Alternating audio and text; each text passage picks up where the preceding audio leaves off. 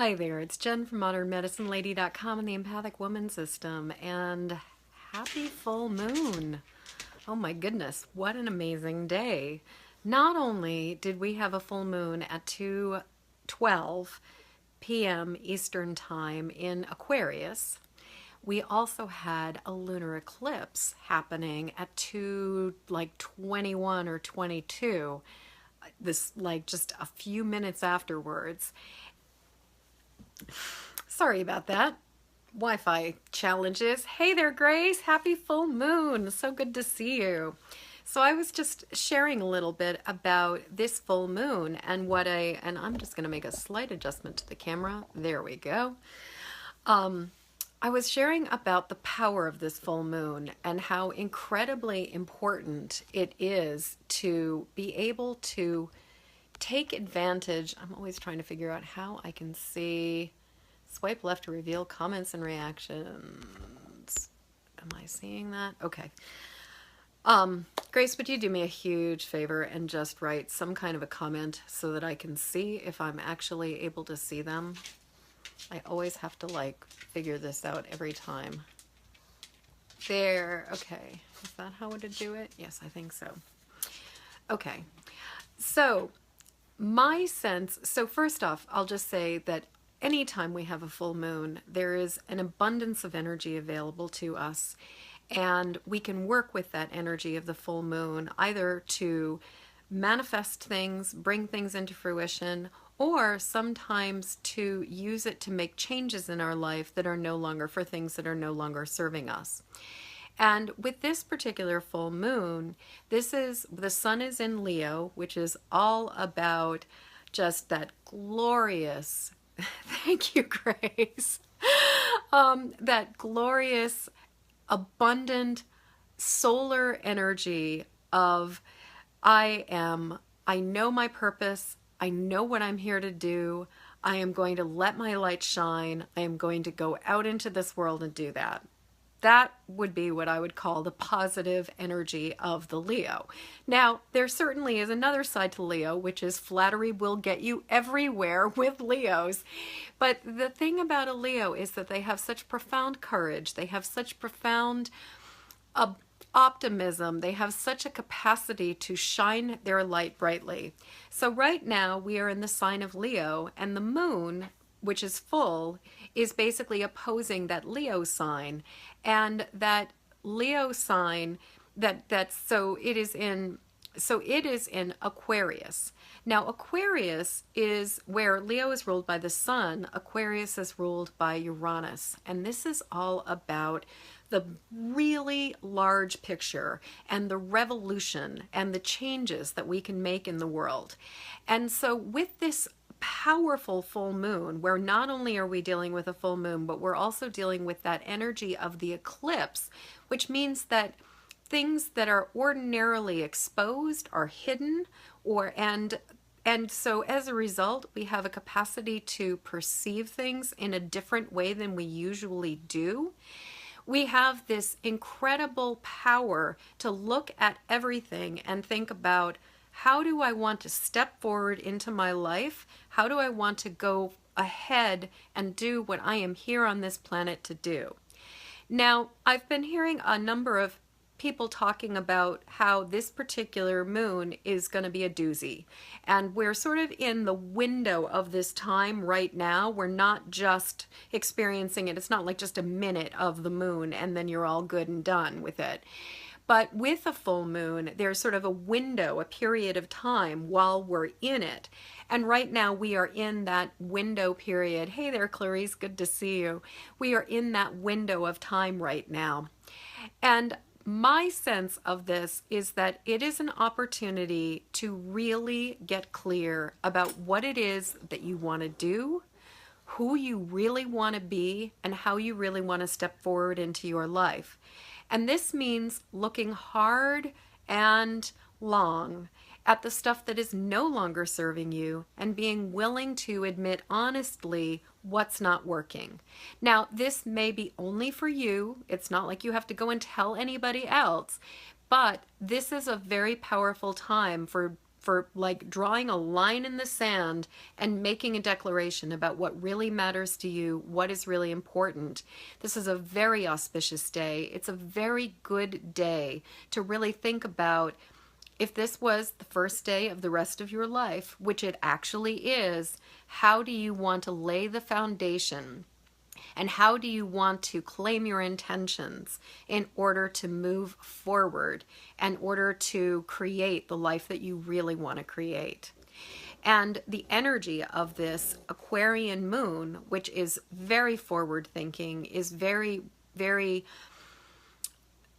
overarching and insightful, is going to help to fuel that. So comment below and let me know, what do you want to claim with this full moon? What is your intention? What do you want to acknowledge for yourself? And this is a good place to be bold, be courageous, and like, say if you were going to just brag about yourself or acknowledge yourself in your highest, as your highest self, like, who is your superhero self, and what do you want to acknowledge and claim and recognize as your truest nature for your highest purpose right now? So write a comment below. Let me know. Tell me what matters to you on this full moon, because we are virtually gathering, but every one of us who is here and putting our intentions together are able to amplify that even more. And there is something so powerful about doing this virtually, because not only are we putting our intentions together, we are extending them beyond time and space as we are coming together from all kinds of places all over the earth. And there's something very powerful about that. So please leave a comment below and let me know what it is that you want to manifest. So I have a bunch of cards that I wanted to talk about this evening, because I am still going through the deck and talking about all of the different cards. But before I did that, I was thinking it might be nice to do a little bit of tapping in order to just really tune into the blessings of the moon and access that energy. And so I'm imagining that if you've had a hectic day or any kind of a day, maybe you've been feeling the energy of the moon. What we can start with is just a little bit of getting here and acknowledging what's going on. So for those of you who are here and are comfortable letting me know, please leave a comment below and let me know what, if anything, is going on for you that would keep you from being here in this moment. Like, are you feeling stressed? Are you feeling overwhelmed? Has it been a hectic, crazy day? Like, kind of report in and let me know what we're going to clear before we really tune into the moon energy. So, oh, hi there, honey.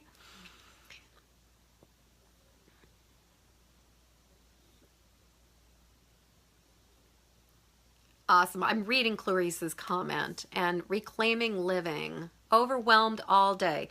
So I'm imagining, with all of the intensity of this full moon, particularly the fact that we've had this eclipse, a lot of us, especially those of us who are highly sensitive and empathic and so open that we're picking up all the energy and the thoughts and the feelings and even the pain of the world around us, have probably been feeling a little bit more of that moon wobbles, as a friend of mine refers to it, today. So overwhelmed, waiting for others, hecticness. Hey there, Jimmy. Very agitated, super stressed for a few days. That's the other thing. I don't know if any of you guys saw my newsletter that I sent out earlier today, but I have been speaking to a lot of people, and right now a ton of people are having nightmares. They're experiencing insomnia. A lot of wild stuff is going on. And, you know, I'm not going to pretend that this isn't like a super intense time. There's a lot of shit going down right now. There is a lot of wild, wild things happening on this planet right now. And as highly sensitive, magical, empathic people, we get to choose. Do we get sucked into the drama? Do we get pulled into that whirlpool? And do we basically get to be part of amplifying the intensity of the emotions? Or do we pull back and take care of ourselves and cultivate our core and really hold the line of calm? Because we are in a period of transformation. I keep thinking of it as as like we are going through labor. We are going through the birth pains of birthing a new world and a new time and a new order. And it is scary to go through these kinds of changes. But if you think about what the role of the midwife or the doula is, part of that role is to hold the space and to stay calm, to stay grounded, and to help to remind people that we are going to be able to get to the other side of this. And so right now, it really feels to me like this is a potent time for us to release some of that agitation, release some of the fear, release some of the anxiety, and really claim our intentions for who we are, what we are, why we're here, and how we want to let our light shine. Now, I'm going to say one other thing about this, which is that the beauty of this is that you do not have to be all good. You do not have to be completely like all rainbows and lollipops and unicorns, like farting out clouds of fairy dust all the time. You can have fear, you can have feelings of anxiousness, you can feel stressed, you can feel overwhelmed. All of the feelings that come up for being a human being on this planet, it's okay if they're there, as long as we can hold on to another part of ourself that is choosing the path of faith, that is choosing the path of kindness, that is choosing the path of love and gratitude. So a lot of times when especially things are really stressful, for me the key is being mindful of the part of me that is freaking out and has my inner 5-year-old is just losing her shit. And honoring that and acknowledging that and not resisting it, allowing it to be okay that things are the way they are. And at the same time, making the choice to do the spiritual practices that continue to bring me back to my center and to the core of light that is within me. And part of it is that every time I know from my experience, I resist any kind of negative emotion, quote, negative emotion, it enhances it, it amplifies it, it grows it bigger. Whereas when I acknowledge it and love it and validate that under the circumstances, it's completely understandable that I would be feeling this way, it has a way of allowing it to be in its proper place and often will allow it to dissipate. So that's my 2 cents about the fact that we do not have to be 100% all happy, happy, joy, joy all the time. The key is the acknowledgement of the fact that we can have many different parts of ourselves that are all functioning simultaneously, and what we choose to do is focus on the faith and the gratitude, the kindness, and the love. So I am hearing, though, that this has been a crazy, intense, anxious day or week for a number of people, not sleeping, all that stuff. So I'm just gonna take what we've all thrown into the pot here. And yeah, like I've been waking up feeling sore and achy because I can't, hey there, Kate, good to see you. I can't get warm enough and I can't get cold enough all at the same time. So it's been kind of crazy, and I've definitely been sleeping very lightly lately too. So we're just going to do a little bit of tapping, and if this is brand new to you, the beauty of this is that it's really self-explanatory. And what's awesome about it is that by tapping, what you're doing is you are rebooting your nervous system, and you are actually calming down the fight or flight mechanism that is in your brain that is called the amygdala. And just by tapping, we can chill ourselves out, and it is amazing what is possible. So we're just starting by tapping on the side of the hand with these 3 fingers, and just on the side of the hand. And we're just going to acknowledge what's going on. And the way I like to acknowledge it is I say, even though. So even though it's been a really stressful day, And you can repeat after me. I'm going to say these things and you say it after me. If I say something and it doesn't quite work for you, then change the words to work for you.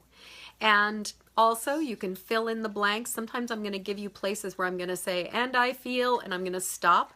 That means you get to fill in the blanks and you get to talk about what you're feeling, because this is about you feeling what's going on for you. So even though it's been a stressful day, it's been really hectic. I have been feeling really overwhelmed. I have been feeling, now you fill it in.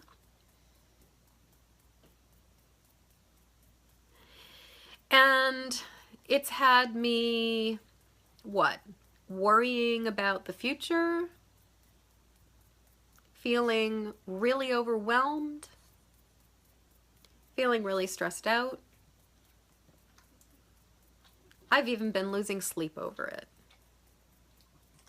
So I'm just tapping on it right now.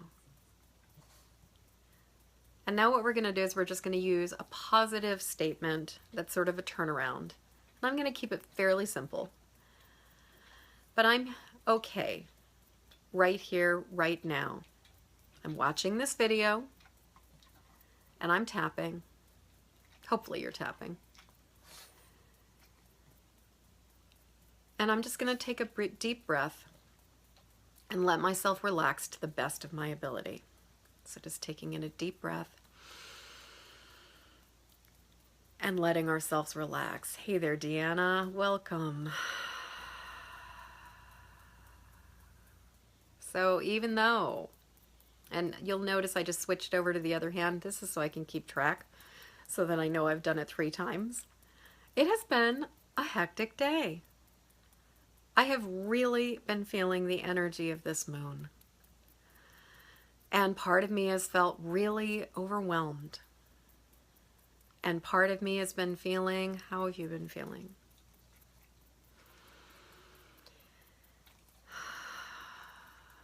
So I'm just acknowledging all of this right now, all of my feelings. And I'm just going to let myself relax to the best of my ability. And recognize that I am okay right here, right now.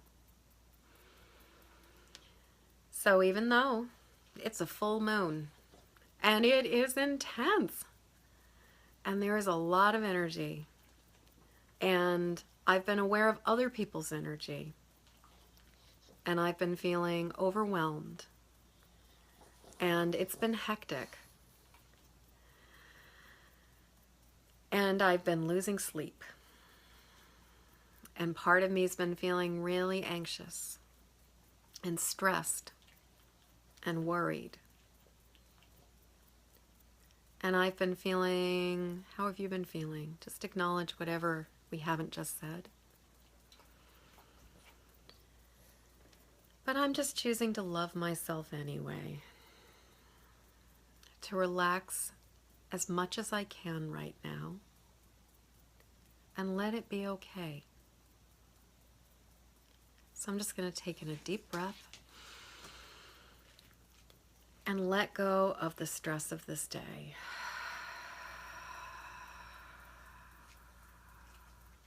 Awesome word. Thank you, Deanna. Feeling totally discombobulated by this moon. Feeling totally anxious with this moon. Feeling overwhelmed by this moon. Now, if this is the very first time you've ever tapped, try moving around just a little bit until you feel almost like you've just sort of clicked, and it sort of feels like, oh. Now we're tapping underneath the eyes, right on the eye socket, kind of right at the bottom of my glasses. Feeling all this stress and intensity from this moon. Now we're tapping right on the Cupid's bow, right between the nose and the lip. Feeling all this energy from this moon. Hey there, Trish, welcome. We're just tapping out the intensity of the moon right now. Underneath the lip and between the lip and the chin, all this intensity from this moon. Now collarbone, we're going to tap on either side, right underneath the bones, kind of on what's called the sore spots. All the intensity of this moon, all the stress, feeling totally discombobulated. And now we're going to tap underneath the arm, sort of to the side of your rib cage, past your breast tissue. The stress and intensity of this moon. It's safe for me to let it go. And we're going to tap back on the top of the head. The stress and intensity of this moon. It is safe for me to let it go. Eyebrows. The stress and intensity of this moon. It is safe for me to let it go.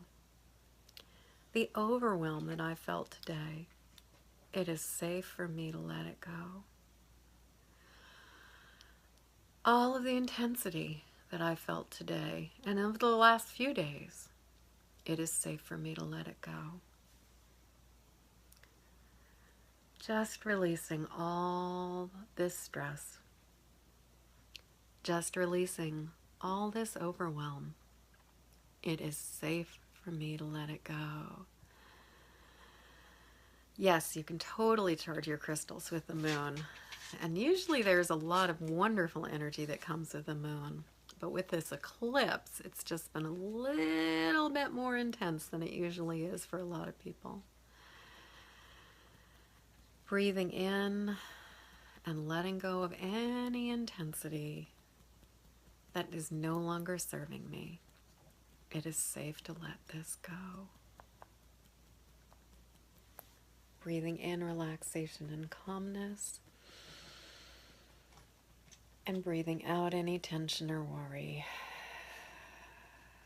It is safe for me to let this go.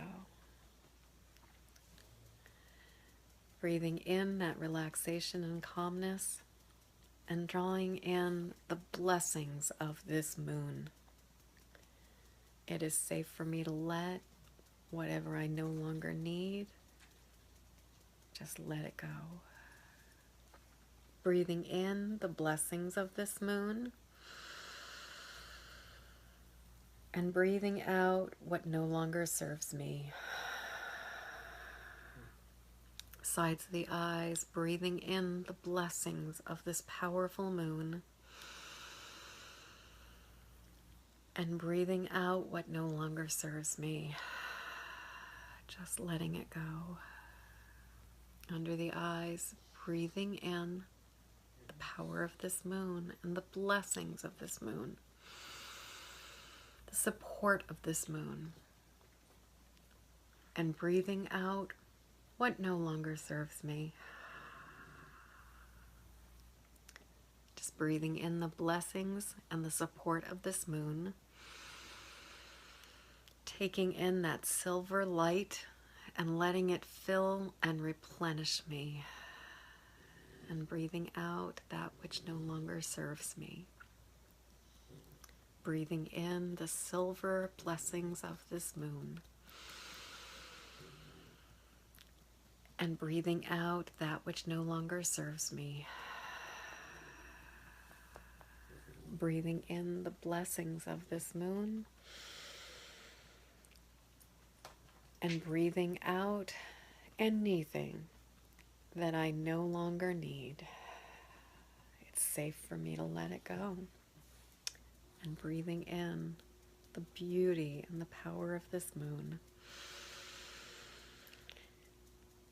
Taking in that silver light and breathing out anything that is no longer serving me. Now, taking a deep breath, close your eyes and taking a deep breath, and just feel yourself breathing in that silvery, brilliant, blessed moon light. Just really breathe in, and you put your hand right over your heart and just take in that breath. And feel yourself filling up with that light. And you can just breathe out and send that beautiful lunar energy in a cocoon of light around you. So you're breathing in that moonlight, that exquisite silver light,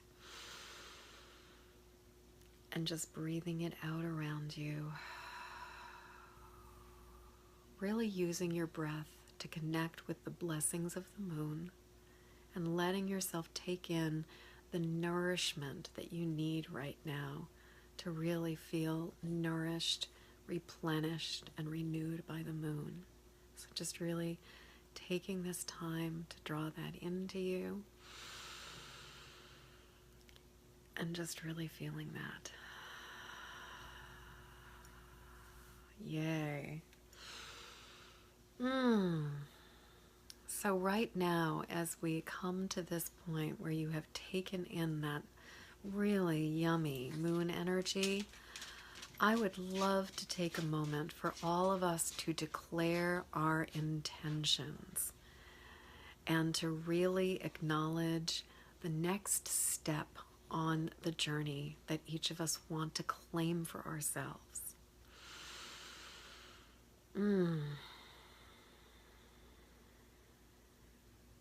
And I'm going to offer you guys an affirmation. So, and we can tap it in. It is safe for me to shine. The strength of my gifts protects me more than my hiding could. It is safe for me to shine. The strength of my gifts protects me more than my hiding ever could. It is totally safe for me to shine. The strength of my gifts protects me more than my hiding ever could. It is safe for me to shine. The strength of my gifts protects me even more than my hiding ever could. It is safe for me to shine. The strength of my gifts protects me more than my hiding ever could. It is safe for me to shine. The strength of my gifts protects me more than my hiding ever could. Taking a deep breath and take in that moonlight again. Yay. Okay. So please comment below. What do you want to claim for yourself with this moon? What blessings do you want to bring into your life? I will tell you that today was an amazingly auspicious day for me, and we just went and closed on a loan, and we, as the excavator was digging the foundation for my new space for teaching and doing healing work and offering classes and ceremony and other things. So right as the moon went over the hump of its fullness and right after the eclipse happened, I was in a room with my husband, signing all kinds of papers and creating the beginning of the next amazing, not just chapter, but volume of my life. Like this really has been the first day of the rest of my life, and it's incredibly exciting. And what I am claiming is that now is the time for me and for you and for all of us to claim our unique gifts and to shine. And I am here to support you. I am here to teach. I am here to help to heal. And I am here to create beauty on this planet and to celebrate all that is so wonderful and exquisite. And I am also here to hold the line for calmness and peace, and to hold the space for the possibilities of the world we are birthing now. So that's what I'm here to do. So Margaret is here to let go of doubt and negative thoughts and to look at truth. Go truth, Margaret. And Grace is just saying yippee, because Grace and I have been talking about this for a while. And so what are you guys claiming for yourselves? What are you going to acknowledge? What are you going to ask for with this exquisite moon?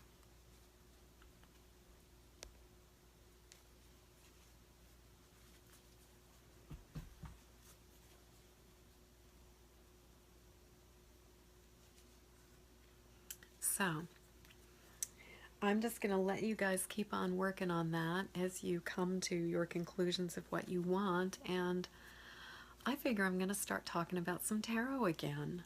So I have set aside the cards that I spoke about in parts 1 and 2. GV is claiming that she can trust her body and her womb, that it is sacred, and that she loves and forgives it. Here, here. And she welcomes her spirit child to land wherever they are ready to come to her. Here's to that beautiful baby. Welcome, welcome, welcome, baby.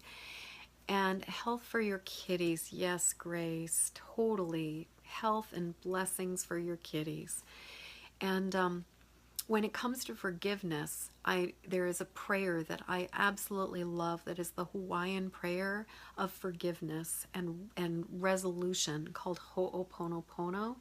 And very simply, it is, I am sorry, please forgive me, thank you, I love you. You can mix it up. You could say, I love you, I'm sorry, please forgive me, thank you. You know, you can move it around in any other way you want. And what I love to do is tap and do Ho'oponopono. So, I'm sorry, please forgive me, thank you, I love you. Sometimes I'll even add, I'm sorry, please forgive me, I forgive you. Thank you, I love you. And that can be incredibly powerful. And what I do is I just keep saying it and tapping on it until it feels like it's clicked, until it feels like I've really received the power of that forgiveness. And more often than not, it's for ourselves. I think that it is most frequently forgiveness starts here and then it can go forward. But at least in my experience, you know, we've got a lot of self-forgiveness to do before we need to necessarily worry about forgiving anybody else. And Deanna, to let go of self-doubt and let her gift shine. You go, Deanna. Okay, so as you guys keep on sharing what you want, that would be nice. And Jimmy Stratus, are you still here? Do you have a gift to claim and something special that you want to acknowledge? Oh my God, you're going to open a coffee shop. Oh.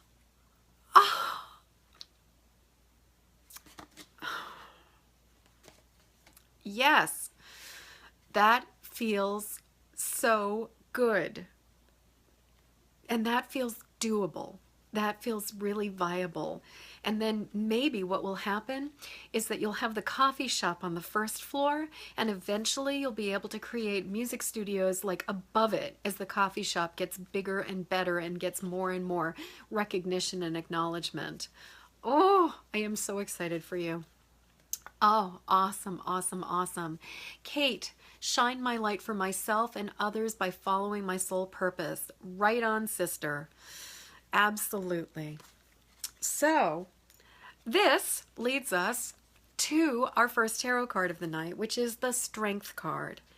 And the thing about the Strength card, now, one of the things that I'll talk about a little bit in general around tarot is that there's two ways to work with tarot. Well, there's a million ways to work with tarot, but in general, there are those of us who use tarot for personal growth and development, and who use tarot to really look at what's making us tick and how we can understand ourselves. And Trish, totally stuck in past relationship, tired of being alone, but finding it hard to move forward.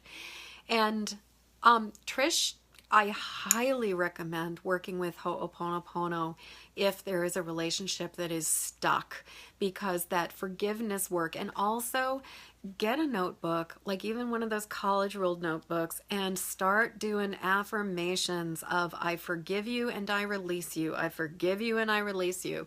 It may feel like it's really just like, I don't know, like it's artificial, but it's so powerful to just continuously do that forgiveness.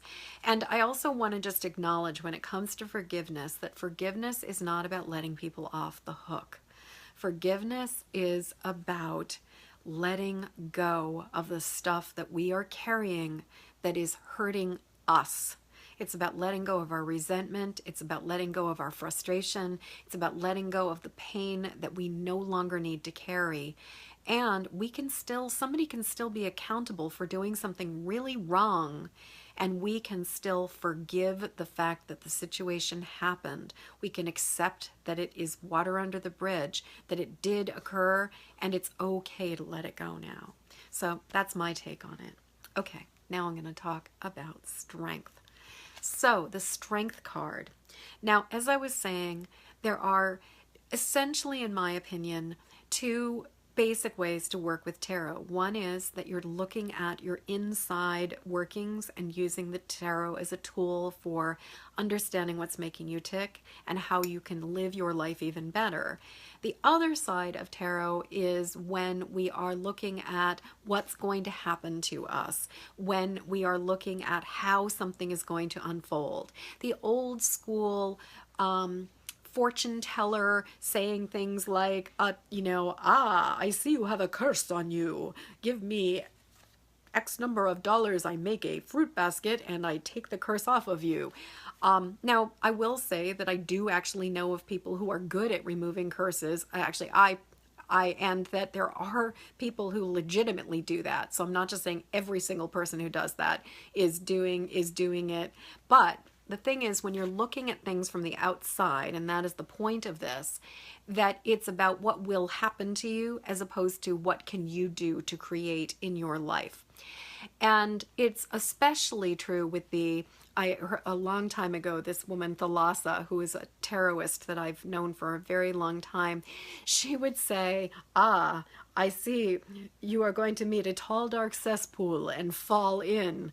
And that really is kind of the thing. It's like if you are looking at what is going to happen on the outside of you, then you don't necessarily get to be as conscious about how you're going to create the life you want to live as you do when you start using the tarot as a tool for self-exploration and self-development.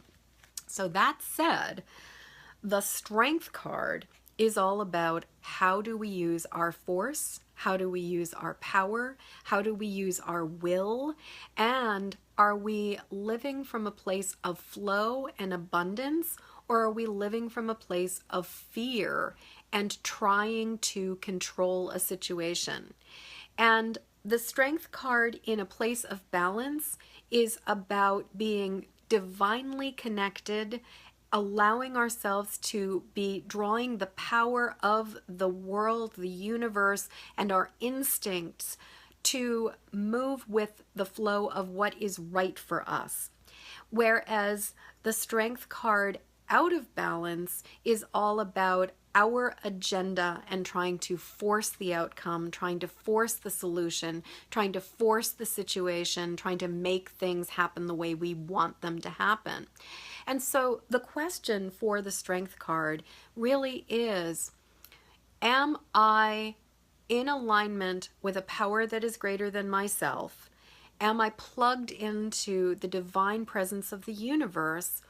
Or am I trying to basically run on sheer adrenaline, sheer will, sheer effort on my part? And do I have some idea of what I think it's supposed to look like that I am trying to force to happen? Now, the Strength card is also very much about that sense of, are we responding from our baser instincts, from our fear? Are we in a place of reactivity, or are we in a place of mindful awareness?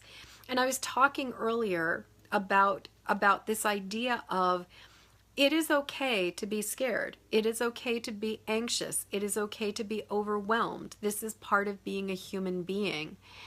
And we can choose. Do we react to it? Do we let our emotions define our experience of life? Do emotions dictate everything? Or do emotions have a place in our life and we can be mindful of them, but they are not what is driving our bus and running the show? And I think that that is the thing with the Strength card is, where are we gaining our strength from? Are we gaining our strength from a quiet stillness and a capacity to bear witness to what is going on and honor our experience, whatever it is? Or are we getting our it's not necessarily strength as much as it is sort of power and momentum out of that sense of frenzy and frenetic need to do something, where we're reacting more from adrenaline and from impulse. So let me know if this is making sense to you guys. Please give me some thumbs up or some hearts or something, or, give me like a, oh, if it doesn't make any sense at all. And also, please comment below. Let me know if you have any questions, if what I'm saying about strength is something you'd like more clarification about. But that is the first card that is in this collection today. So please tell me what you're thinking. And I know one of the challenges with doing a Facebook Live is, thank you, Deanna, is that a lot of times the lag time between when you are seeing me speaking and when I'm actually seeing what your comments are can be upwards of a minute or two. So I was on another live stream that somebody else was doing earlier today, and it was amazing how long it took for to see even my comment go through. Like, it probably took like a minute and a half for comments even to load. So that was really interesting. So there's definitely that delay. So if you have a question about strength, and I will come back around to it if it shows up after I've gone on to the next card. So the next card that I'm going to choose, that I'm picking for today, is the Empress card. And the Empress card is the card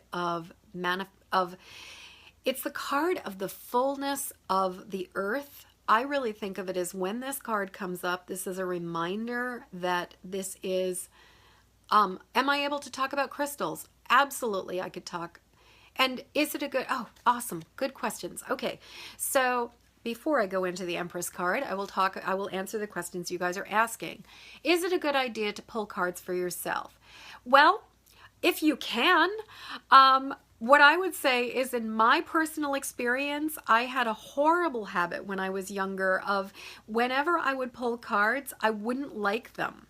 And so I would decide that I hadn't gotten a good reading, and I would reshuffle the deck repeatedly until I got what I wanted.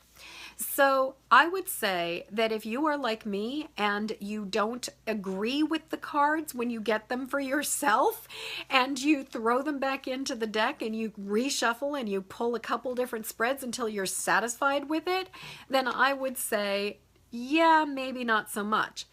But what I will offer you instead is a way to work with the cards that I personally find really helpful, is instead of pulling cards, now if you need to, personally I will pull an individual card for guidance or for information, or hey, what the hell is that all about?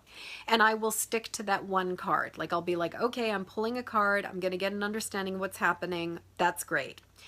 But what I often will do is, instead of using cards from the standpoint of like trying to do predictive work or discernment work with the cards, I use it as a way to clarify things, and I use it as a way to understand what is going on for me. So what I do with my cards is I use them as affirmations. So for example, a very simple spread would be doing something where you create a 5-card spread with center being sort of yourself, your soul, and then or a 6-card spread where you have center, the center is for you, the top would be spirit, you'd have thoughts in one spot, action in another spot, emotions, intuition, or desires in another, sort of emotions, desires in another spot, and physical resources in another spot. So we're basically doing a 5-pointed star with you in the center, and you're acknowledging basically spirit, air, fire, water, and earth. And what you do is, instead of picking cards randomly or from a closed or turned over deck, you pick cards deliberately and you work with them as a grid, as an affirmation, as a tool for really acknowledging what it is that you want. And if you really want to play, then what you do is you actually throw a whole second, you create an entirely second spread, and ideally from a second deck. And what you do is you lay down the same you lay down 6 cards, but with them face down so you don't know what they are, and then you compare and contrast what you want versus what you have. So I find that to be a very effective way to do a personal reading. But anytime I try to do any kind of serious reading for myself that involves like a classic Celtic cross or something, I think that it's better to go to the trained professional and get somebody who has some distance and perspective. Okay, so that was the first question. Jimmy asked me, are you able to talk about crystals? So I certainly am able to talk about crystals, and I need to know a little bit more about what you want me to talk about with crystals, because that is a huge topic. And Lynette also commented, emotions can be so confusing, not sure if they're mine or someone I'm interacting with. Yes, and I'm always over evaluating myself because of this. Lynette, totally. I mean, that is the challenge of being highly sensitive empathic. We are so open so much of the time that we are picking up all the stuff that is going on around us. And more often than not, more often than not, when I am feeling really out of balance, when I'm feeling really off, when I'm feeling something that just is not like me, it can take me upwards of a day or two sometimes to go, oh, this is not my stuff. I am picking up on what is going on around me. And especially if I'm not in a familiar environment, or if I'm around people that I don't know that well. And so the system that I've created with the Empathic Woman system is all about basically being able to first recognize what is going on, what's ours, what's not. Second, to release the stuff that is not ours. The third step then is to be able to create our protective filters and shields so that we're not going to take in a whole bunch of stuff. The fourth step is to connect with that divine presence so that the universe abhors a vacuum, so that when we take in energy, we are taking in that positive presence and that positive energy to support ourselves. And then from there, the final step is act, which is all about how do we live in this world in a way that we don't keep getting ourselves triggered, that we don't keep getting ourselves into situations where we are having to backpedal and set all kinds of boundaries and stuff. So basically, the Empathic Woman system is recognize, release, protect, connect, and act. And that may sound fairly straightforward, but it can take a while to master that, and that's why I work with people and teach them how to do that. So, okay, now Jimmy is asking about charging crystals in your hand, in the window, under the full moon, or both. All of the above. It depends on what you are doing. If you are charging your crystals, when you are using your hand, what you are doing is you are programming your crystal. You are putting deliberate intention into the crystal. So that's more about you putting a specific message into the crystal and clarification and intention in the crystal. Now, if you have access, to in the window is great. And under the full moon is fantastic. Also in the sunlight can be great depending on what you want. But like, for example, this evening, if you laid your crystals out on the windowsill and let them absorb the moonlight, that is a fantastic way for them to get cleared and also for them to get charged and filled with new energy. Then what you can do is you can take that crystal and you can hold it either in your hand or against your heart. And then what you can do is you can deliberately program it with your intention for what it is that you want to do.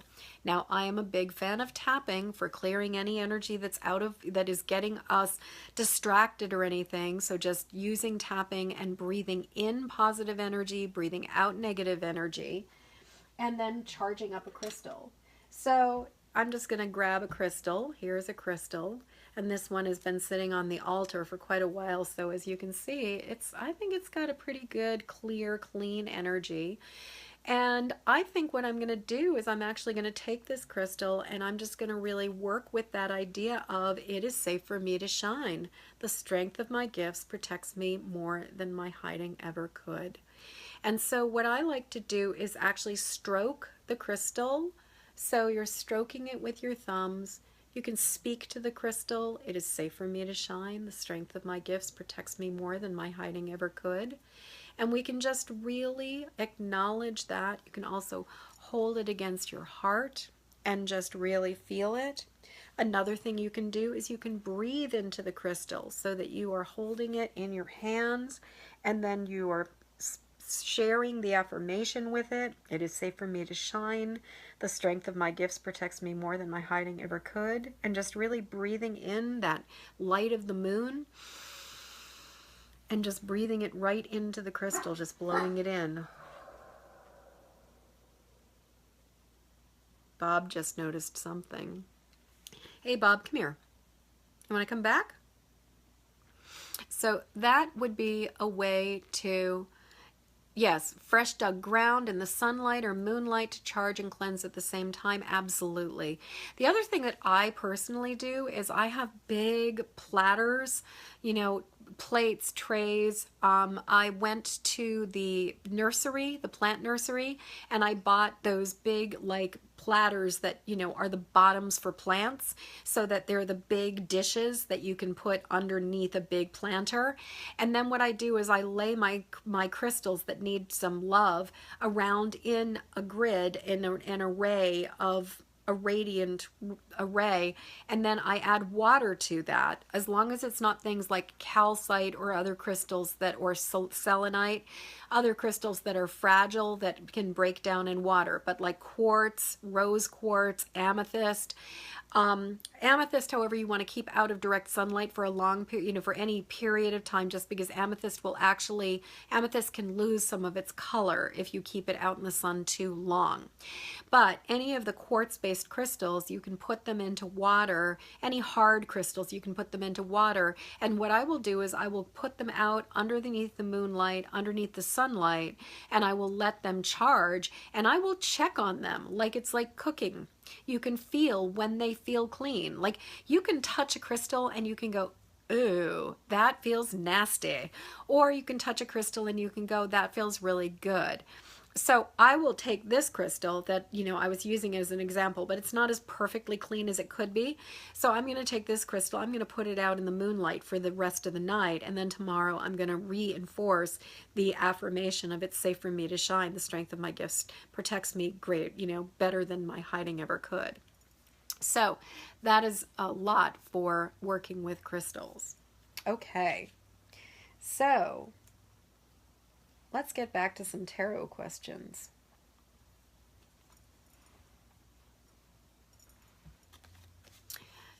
Hey there, Alex. Good to see you. Happy full moon. So I'm talking about tarot and answering questions and just hanging out with people and just celebrating this lovely evening and this auspicious time for really calling in what it is that we want to call into our lives.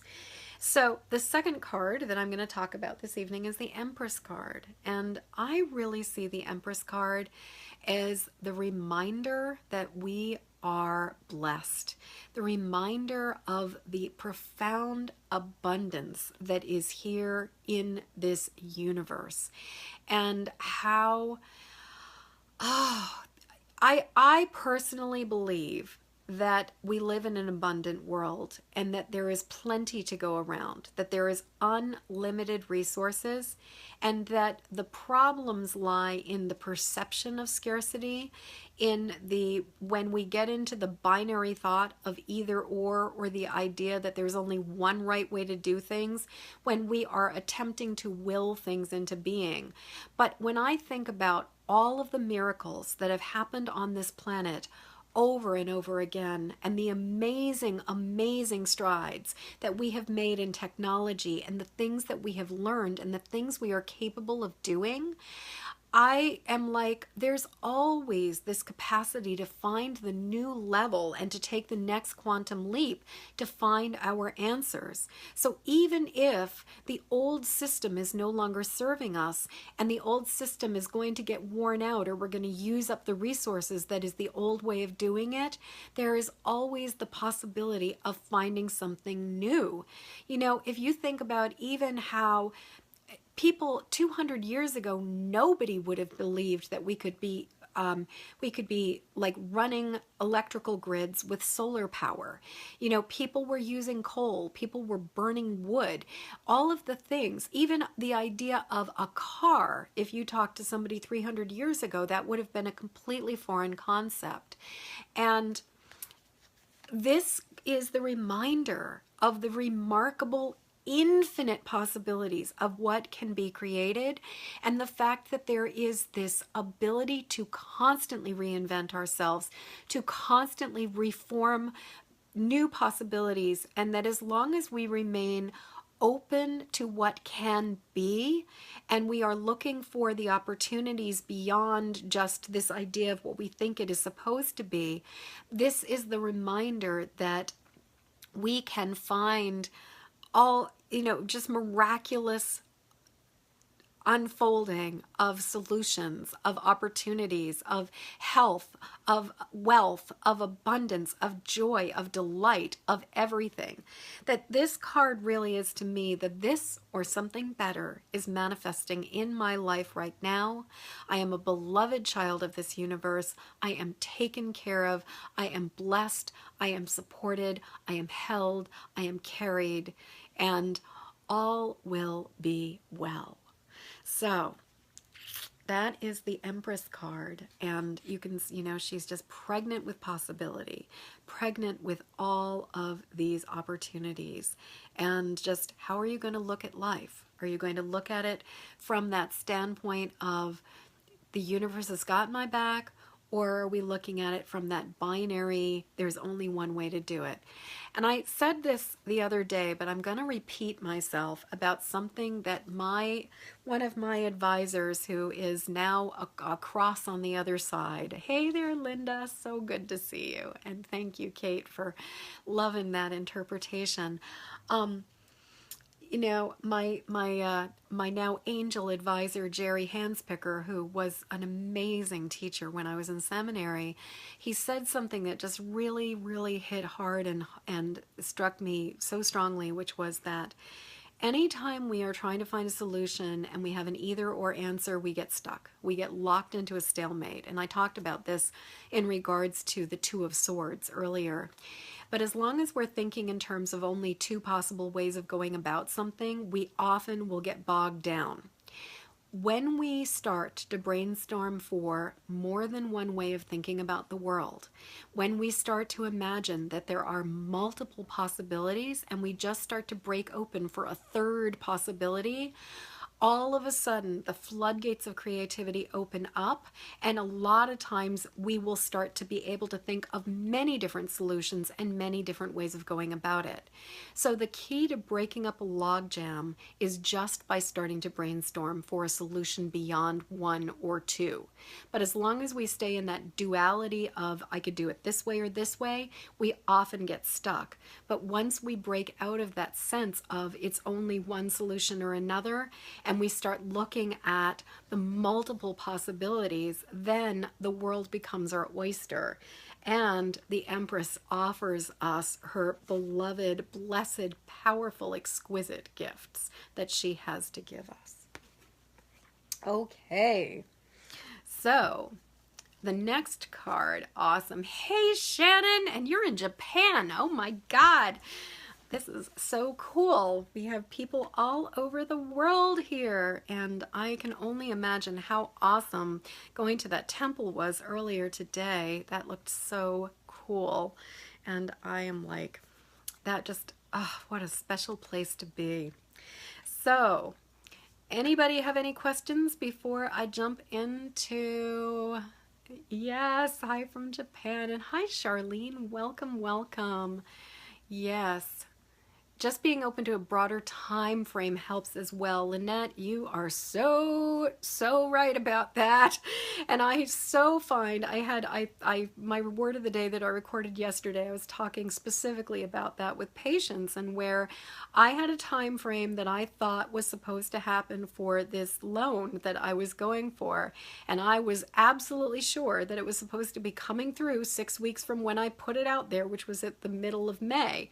And so 6 weeks weeks went by, it was done. 7 weeks went by, it was done. Nothing happened. 8 weeks went by, nothing happened. 9 weeks went by, nothing happened.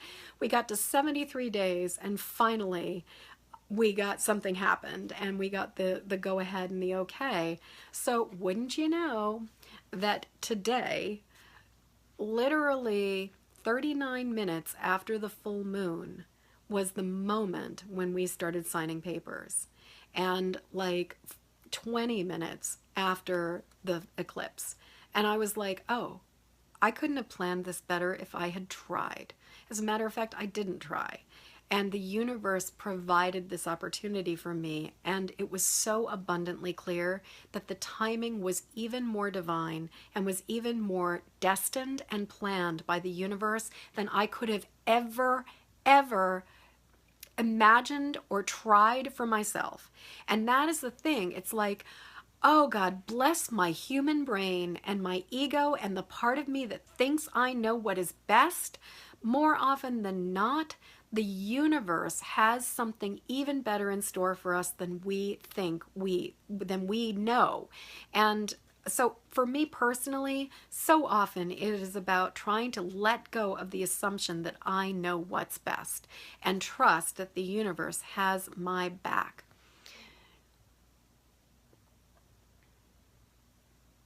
Lee, since I'm talking about tarot cards right now, I would love to talk about collectively praying for Mother Earth and humanity for highest and greatest good. That sounds awesome. And at this point in time, it's sort of outside of the flow. So we'll come back around to that, because I think that sounds like a wonderful way for us to sort of complete this time together. And Deanna, this is my tarot deck, actually. I created this I started doing the cards for it. It's called the Healing Tarot Deck. And I started creating cards for it back in 1989. It's a photographic deck, and every single card was done as a prayer and as a living through the card. And I basically worked on it for over, like, from 1989 until I finished the last card a week before I started seminary in 94. And then while I was in graduate school, I prepped it to go to the publisher, and I self-published with a printer and created a limited edition run of 1,000 decks. At this point in time, it is out of print, and there are not any decks available. However, what I will say is, anybody that sees this and is connected to a publisher who's printing tarot decks, like, especially like Hay House, who wants to put this out into the world, please get in touch with me. modernmedicinelady.com is my website. I am totally down for putting this back out there.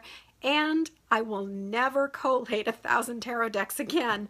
And I definitely know that self-publishing is not an option. However, if you are interested in ordering prints from this deck, I have a wonderful Society 6 page called Society 6/Healing Tarot, and you can order any of the cards there. You can see all of the cards in much in their glory. Obviously, watching them on a little video is not quite the same thing. So any cards that you're interested in acquiring, you can get prints of those on Society 6, and they're the highest quality prints that I found you could get sort of available on the internet. They're really beautiful. So that is that. So I've been talking about, or holding up the nostalgia card. I just dropped all my cards. Hang on.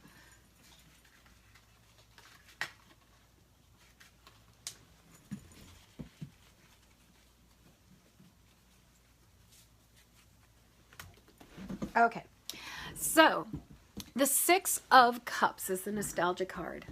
And I would say that when it comes to doing our deep personal work, this is the card that is saying, there's some stuff that is going on from the past, and it is time to look at how your relationship to the past is affecting your relationship to the present.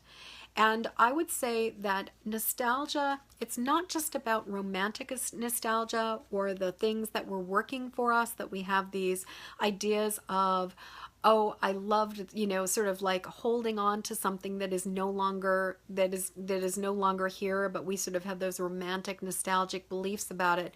But also the ways that sometimes we can hold on to the stories from the past, the triggers from the past, the experience from the past, and how so frequently that when we experience something that is stressful, there will be an event that has happened to us in the past that it resembles.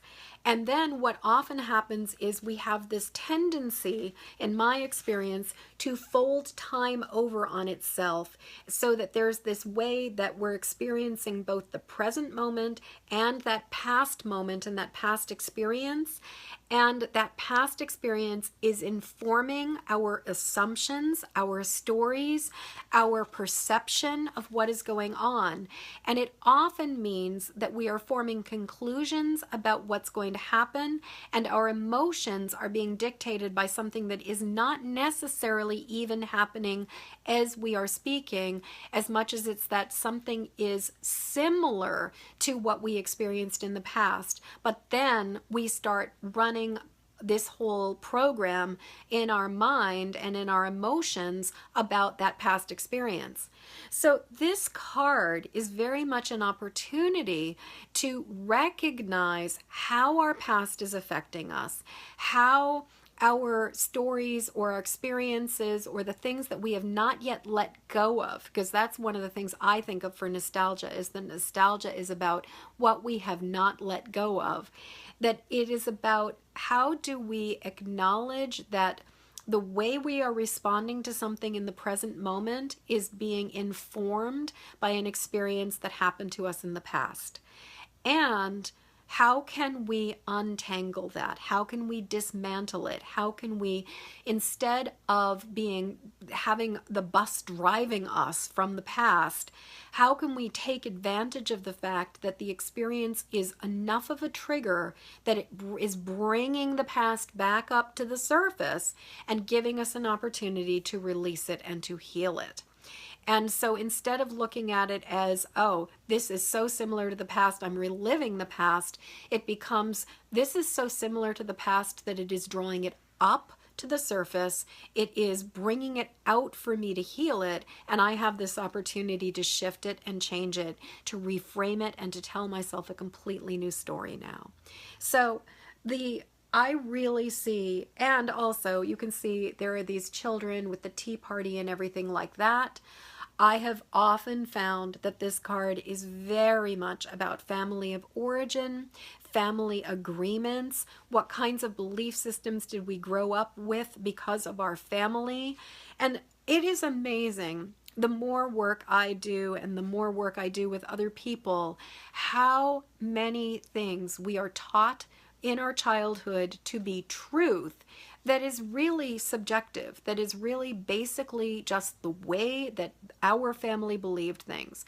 So for example, I was working with somebody just the other day, and one of the family contracts and beliefs in her family was everybody's on their own. You gotta, it's like you can't trust anybody to take care of you. If you can't do it, it's sort of like you better be able to look out for number one, because everybody is on their own. And that was a message that everybody believed, that they were responsible for taking care of themselves. Or another really classic one is something like money doesn't grow on trees. If you're going to have any kind of money or resources, you're going to have to work really hard for it.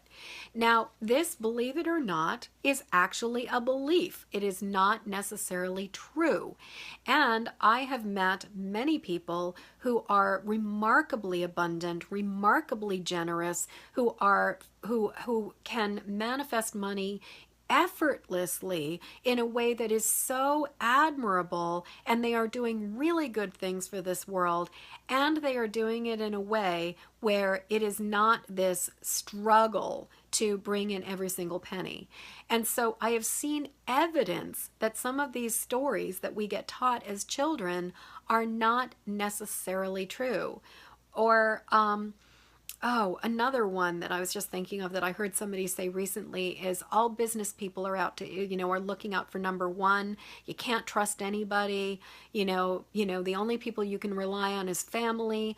All of these kinds of things. These are simply beliefs that we are taught and then often inform our reality. So this card is really that invitation to look at what is making us tick and how are our family of origin beliefs, agreements, and stories affecting everything that we are doing. So that is that. Okay. Anybody have any questions? And does anybody have a card that they got that they would like me to pull up and talk about for you?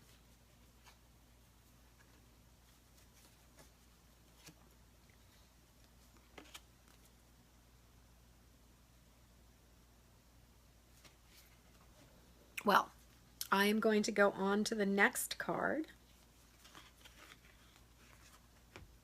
and that is the Seven of Wands. Now, the Seven of Wands, I call it the challenge card. You can see there is this person who is standing with their one wand, and there are the 6 wands that are facing in front of them. Now, in tarot, the 6 of Wands is the card of recognition and success. But I really look at this card as it's very much about that sense of, do I have to take it all on myself? Do I have to push up against something? And I think about, there was that old Star Trek episode from the first generation where there was this thing where there was this ship that was basically, the more power that the Enterprise used to try to attack the ship, the more powerful the enemy became.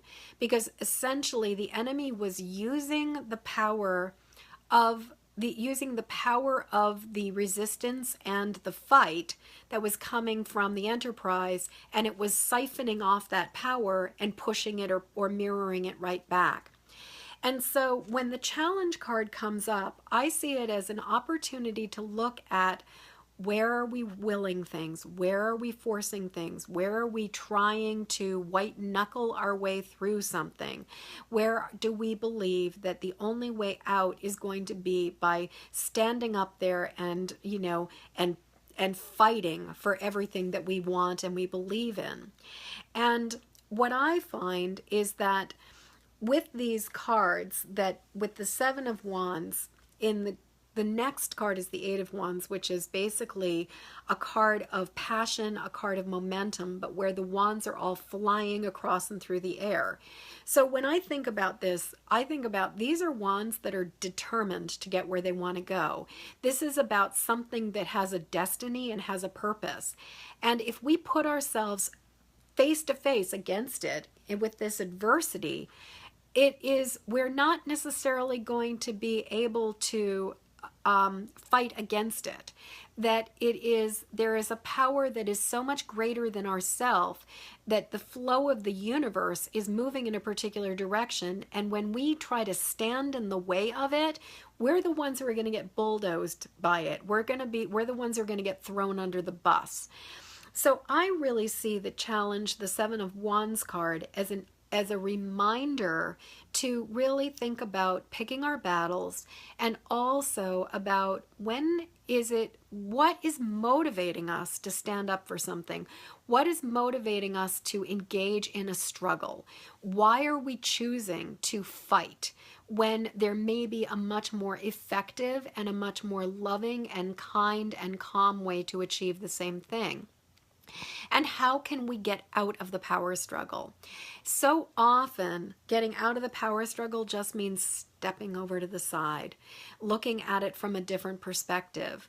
Or, for example, being willing to admit the part of our part in the story, take responsibility for what it is that we are doing, and actually make amends, or say, I'm sorry, I was wrong, or, but to not necessarily just continue to engage, to continue to spar, but instead to step away from sparring and to choose compassion, to choose the desire to truly hear where somebody else is coming from, to listen, to bear witness, to be present with them.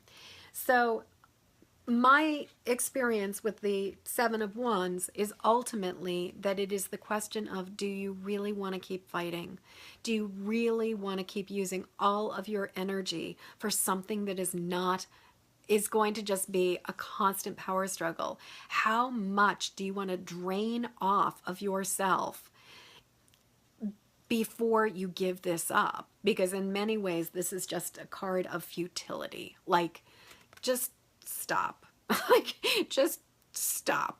Don't, why keep fighting of an absolute? Because the other thing is that these ones are faceless. These ones do not have intelligence. These ones are not being held by another human being with a heart. There's a way in which this is just all impulse and instinct, and everybody is just kind of caught in this power struggle where the higher purpose and the higher design to all of it has been sort of shifted or is gone now.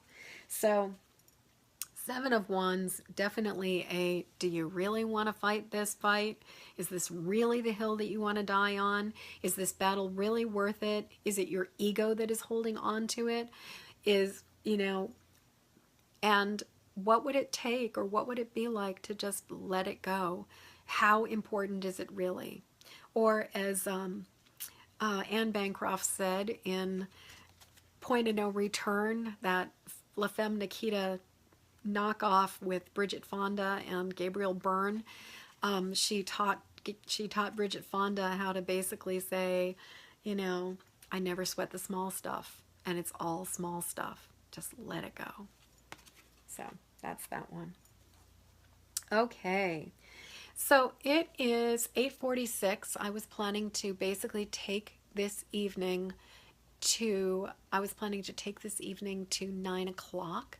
So I think what I'm going to do is I'm going to do one more card right now, and then I was going to pull up, I'm trying to find where the request for, we had the request for sending positive energy to the planet, and just really all of us deliberately tuning in. Sorry, that was Lee. So Lee, would you do me a favor and just give me a thumbs up if you are still here? And let me know that you are down for that, because I figure I'll talk a little bit about a card, and then we can close out with doing some tapping and breathing in the blessings of the moon, and then as we exhale, we're just going to exhale love and positive energy out to this whole calming energy, because I think a lot of people really need that calming energy.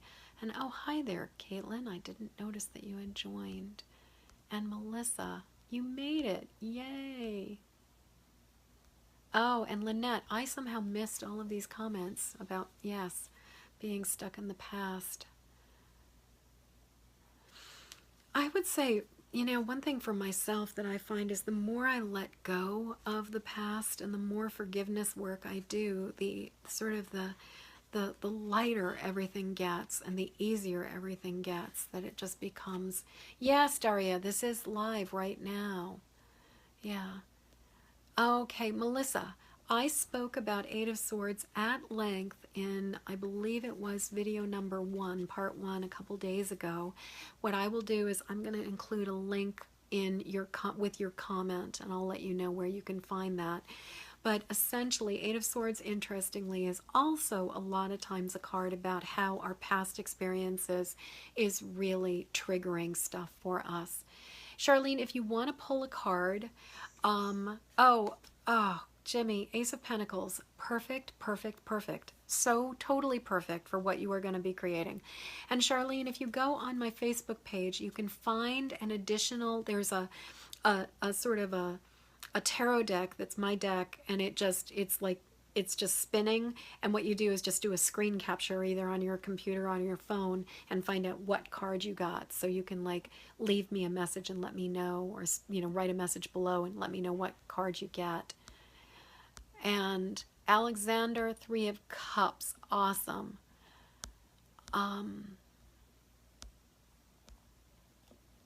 Yes, totally. Charlene, fear is absolutely what stops us from what we want to manifest. And absolutely create rather than spar with your energy, Lynette. So totally true. Hey there, Lee. Awesome. And such a pleasure to share with all of you. Deanna, you're so welcome. Namaste right back.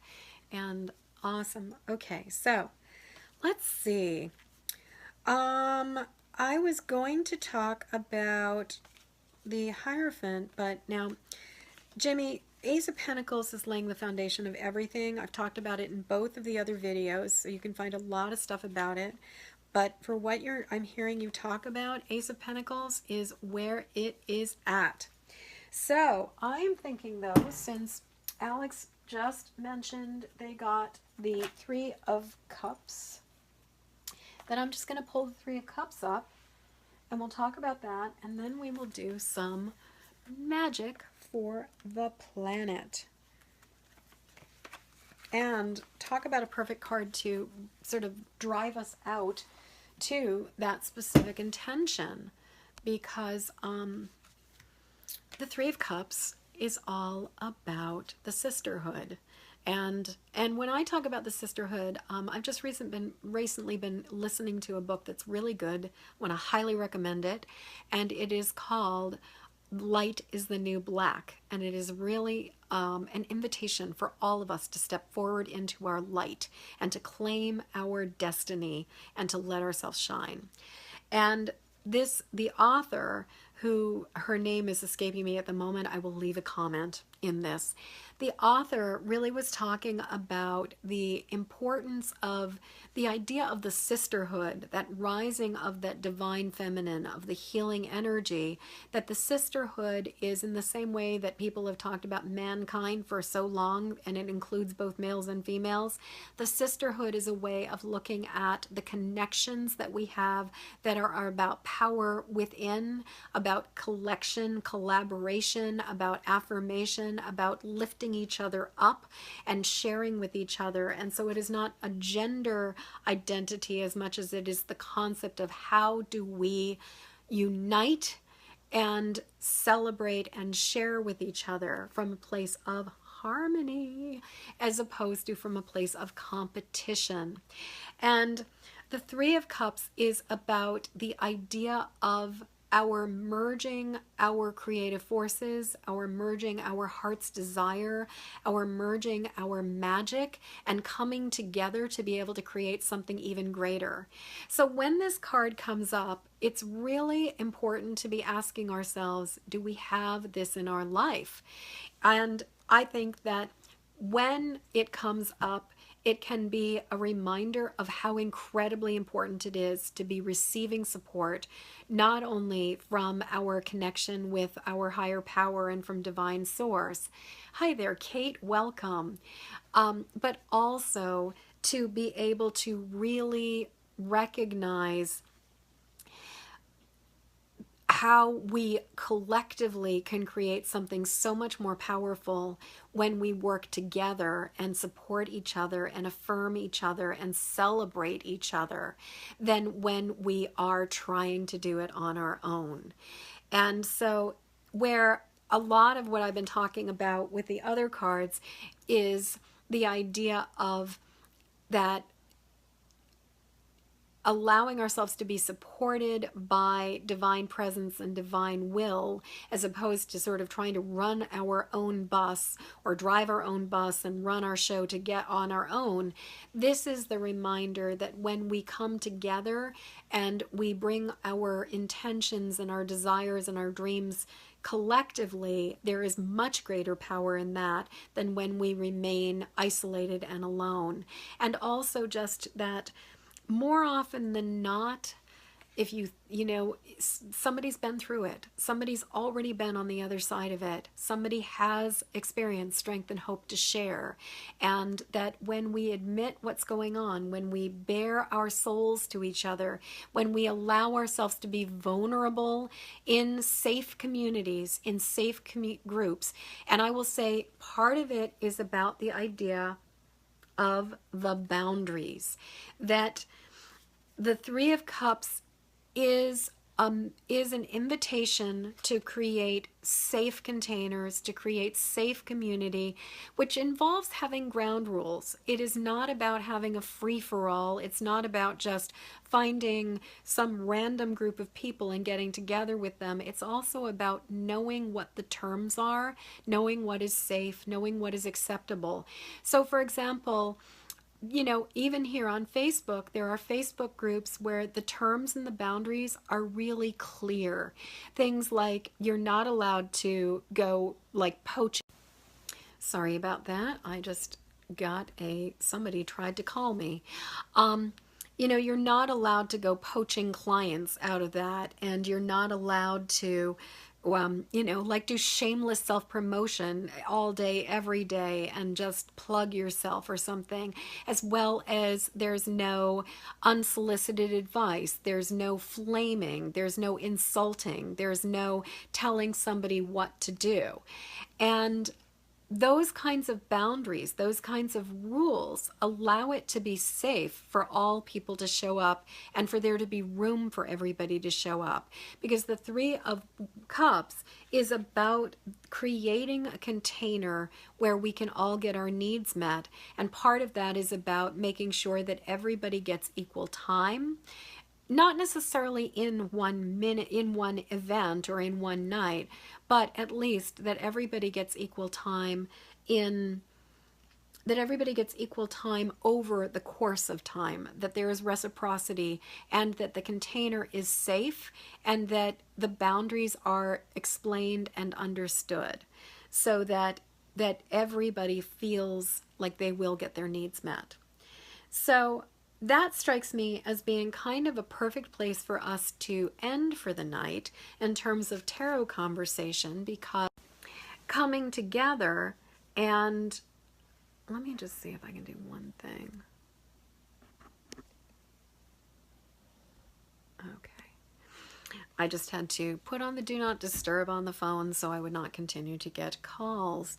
Anyway, that as we come together and we complete this time this evening, that what I would love for us to do is draw in the energy of this silvery, glorious full moon, and particularly in consideration, at least in what I sense, that right now calmness is something that a lot of people are really needing, and just to hold that steadiness, to be able to hold that light. So what I want you to do is just start by tapping on your collarbone point so that you're just sort of tuning into yourself. And what I want you to do is just pay attention to your breath. And what we're going to do is we're just going to collectively tune into this blessings of the moon, and we're going to replenish ourselves. We're going to fill up with that light and get the nourishment we need, because I am a strong believer that you gotta put the oxygen mask on first before you can give any help away, and that we are far more effective when we offer our support from a place of abundance and replenishment than when we try to do things from a place of depletion and exhaustion. So we're just going to tune in, and you can close your eyes and just breathe in that silvery light of the moon as you keep tapping on the collarbone point, just breathing in that light of the moon and letting yourself just fill with that light. And as you breathe out, just breathe it out around you. Again, breathing in that light of the moon and breathing it out around you. And you can just put your hand on your heart. You can stop tapping now and just breathing in that light again. And as you exhale, sending it out around you. and thinking, what specifically would you like to send back out? Now, my intention is calmness, just stable, safe, calm energy for this earth, that all will be well. And so I'm just going to breathe in that calm, soothing energy of the silvery moonlight. And as I breathe out, I am sending it out to blanket this planet. Breathing in that calming energy. And imagining all of us connected across this planet right now as points of light. Anytime you are watching this video, whether you're doing it live with me right now or you're doing it sometime in the future, we are connecting beyond space and time, and we are forming a grid of light on this planet. And just breathing in your light and feeling it extend and reach across to make a web of calming, nourishing light across this planet now. Just really seeing that grid of light, that web of support that extends all the way, blanketing this earth with calmness and kindness and gentleness and ease. Oh, thank you, Shannon. Thank you so much. I really appreciate you too. Just breathing in that gentleness and that ease. And breathing it out and extending it out around us. And just really seeing this silvery, soothing grid of light, this blanket of light, just wrapping around the earth and just bringing a much needed calmness, a gentleness, and ease. So we're just going to do one more breath, and we're really going to draw in the light. We're going to hold it and envision the power of what we are creating and that calming blanket of gentleness and kindness and light and ease. And then we're going to exhale it and really empower it as we breathe out. So breathing in the calmness and holding it and seeing it extend across the planet. Just visualizing that grid of light and that blanket of safety that is covering the whole earth. And then breathing it out and really sending your breath to charge it and empower it.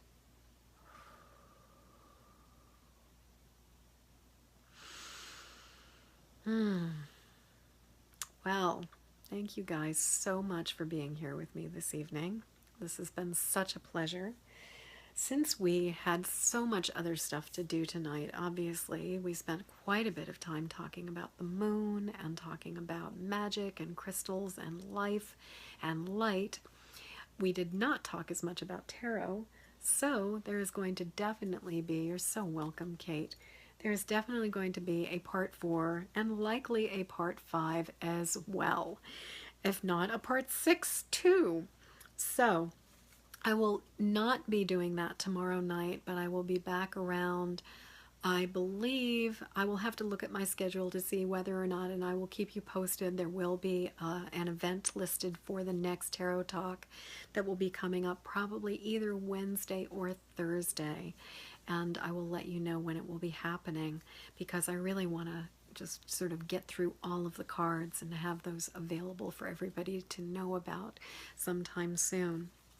So I hope you have a wonderful evening. If you are interested in learning more about the kind of work that I do and what I have said is resonating for you and you would like to work with me personally, please go to my website, modernmedicinelady.com. I have a section called Work With Me, and you can let me know what's going on and we can connect and see if we are a good fit for each other. And also, if you're interested in learning more about the tarot deck, you can check out prints for the deck at Society 6 Healing Tarot /Healing Tarot, and Also, I have a gallery of the cards on my Facebook page as well here. And I've got some exciting things in the works for what I'm thinking of doing with the tarot in the future. So stay posted. And if you're interested in finding out where you fall on the highly sensitive empathic spectrum, then go to empathicwoman.com, take my What's Your Empathic Type quiz, and see just how profoundly open you are and how deeply this is affecting you right now. And that way you can also sign up for my mailing list so that you'll know about all the stuff that's happening, when I'm going to be offering some more coursework with tarot, as well as other things that support highly sensitive empathic people. So it has been a delight spending time with all of you.